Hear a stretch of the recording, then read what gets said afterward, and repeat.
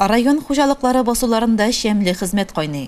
Бүгенге көнгә планга карата 75% мәйданда чәчү эшләре башкарылды. Бу җәһәттән Агыйдел җәмгыяте крестьян фермер хуҗалыклар арасыннан Альберт Рамазанов яңа уңышка нигез салуны төгәлләде. Шулай ук Урожай ширкәте, Башкорт аграр технология колледжының уку хуҗалыгы, Илеш МТ җәмгыяте, Мир, Муса Гәрәев, Максим Горк исемендә кооперативлары игенчеләрдә финишка якынлашып килә. Кукуруз басуларында эш башларга вакыт җитсә дә, ул нибары 2 Агыйдел, Урал җәмгыятьләрендә генә башланган. Калганнарга да чәчүне комплекслы оештыру хәстәрен күрергә кирәк. Моңа хезмәтне 2 сменада алып барганда гына ирешергә була. Ә моның өчен хуҗалыкларда мөмкинлекләр бар.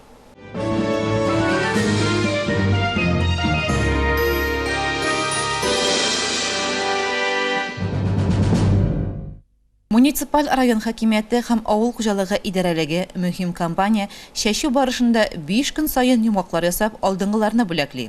Шушы көннәрдә дә 3нче 5 көнлек нәтиҗәләре буенча күчмә вымпел тапшыру чарасы үтте.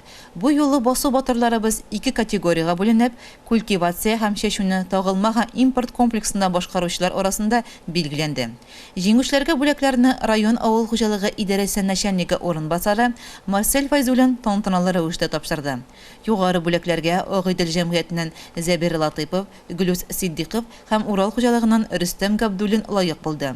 Гөлүс К700 тракторында 830 гектар мәйданны культивацияләгән.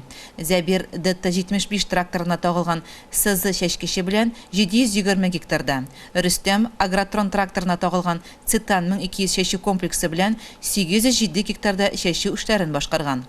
Алдынгыларга район мәдәният сарае хезмәткәрләре, җырчы Лилия Гыйльмуллина һәм гармунчы Гыйльмулла Габдуллинның чыгышлары котлау булып яңгырап, игенчеләрне тагы да тырышыбрак эшләргә дәртләндереп җибәрде. Хезмәт алдынгыларын яңа уңыш өчен нигез салуда барган изге көрәштәге зур җиңүләре белән котлыйбыз.